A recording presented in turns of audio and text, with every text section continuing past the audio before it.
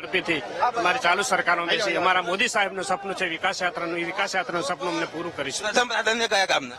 પ્રથમ પ્રાધાન્ય અમારા સિંચાઈના પાણી હોય, રોડ રસ્તા ના હોય અને અન્ય રોજગારી ના હોય, તમામ કામોને પ્રાધાન્ય આપશું. માવજી પટેલે એવું કીધું કે પાટીલનો પાવર ઉતરશે, ખરેખર હવે શું? એ માવજી પટેલ સાહેબનો વિષય છે, પણ અમે અમારી ભારતીય જનતા પાર્ટીએ બધાને આશીર્વાદ આપી અને ખૂબ જંગી મતોથી જીતાડ્યા બદલ તમામનો આભાર માનું છું. તો જે ચોક્કસથી આ હતા સ્વરૂપજી ઠાકોર કે તમામ લોકોનો તેઓએ આભાર માન્યો છે. મહત્વની વાત કરવામાં આવે તો ખૂબ જ ઓછી સરસાઈથી સ્વરૂપજી ઠાકોર વાવ વિધાનસભાની બેઠક ઉપર જીત મેળવી છે.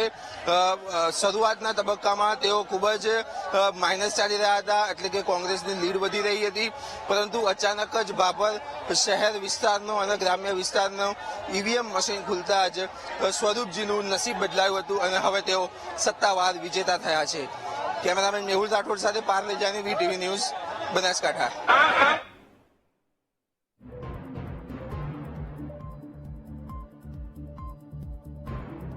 તો સ્વરૂપજી ઠાકોરે જીતનો વિશ્વાસ જે વ્યક્ત કર્યો હતો તેને લઈને હવે જનતાનો તેમને આભાર માન્યો છે. સિંચાઈ પાણીના પ્રશ્નો તેમની પ્રાથમિકતા રહેશે. વાવ બેઠક ઉપર જીત અંગે સ્વરૂપજી ઠાકોર બોલ્યા છે. સ્વરૂપજી ઠાકોરે તમામ સમાજનો આભાર જે છે તે માન્યો છે અને તેમના પ્રાથમિક કાર્યો પણ જણાવ્યા છે. વાવ બેઠકની જીત 18 આલમની જીત છે તેવું સ્વરૂપજી ઠાકોરે જણાવ્યું છે. સ્વરૂપજી ઠાકોરે કહ્યું કે અમને જીતનો વિશ્વાસ હતો અને હવે જીત્યા છીએ, ત્યારે તેમણે સિંચાઈ પાણીના પ્રશ્ને કામ કરવાની પણ ખાતરી આપી છે.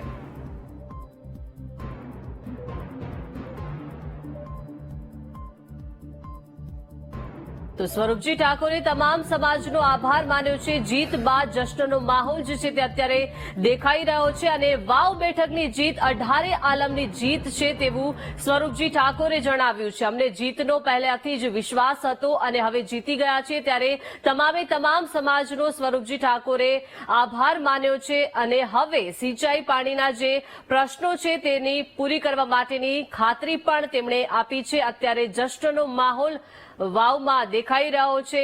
1300 મતથી તેઓ જીત્યા છે અને તેમણે પ્રાથમિક જરૂરિયાત જે છે તે પૂરી કરવાની ખાતરી આપી છે. અત્યારે ઉમળકાભેર માહોલ જોવા મળી રહ્યો છે, જશ્નનો માહોલ જોવા મળી રહ્યો છે. તમામ જનતાનો તેમણે આભાર માન્યો છે. જીત પાછળ જે લોકોએ મદદ કરી છે તે તમામ સમાજનો પણ તેમને આભાર માન્યો છે. તો વાવ બેઠક પર જીત બાદ સ્વરૂપજી ઠાકોર બોલ્યા છે. પહેલેથી જ જીતનો વિશ્વાસ હતો તેવી પ્રતિક્રિયા આપી છે અને હવે જ્યારે જીતી ગયા છે ત્યારે પ્રાથમિક કાર્યો છે સિંચાઈ પાણીના કામે તેમને પૂરા કરવા માટેની ખાતરી આપી છે. અત્યારે જશ્નનો માહોલ દેખાઈ રહ્યો છે.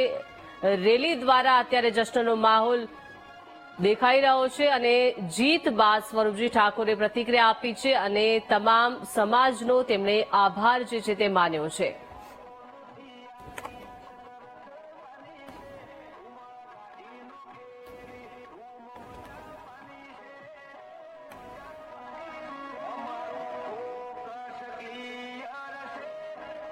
તો રંગે ચંગે અત્યારે રેલી દ્વારા જીતનો માહોલ જામી ગયો છે અને હવે સ્વરૂપજી ઠાકોરે તમામ પ્રાથમિક કાર્યો પર પૂર્ણ કરવા પર ખાતરી આપી છે.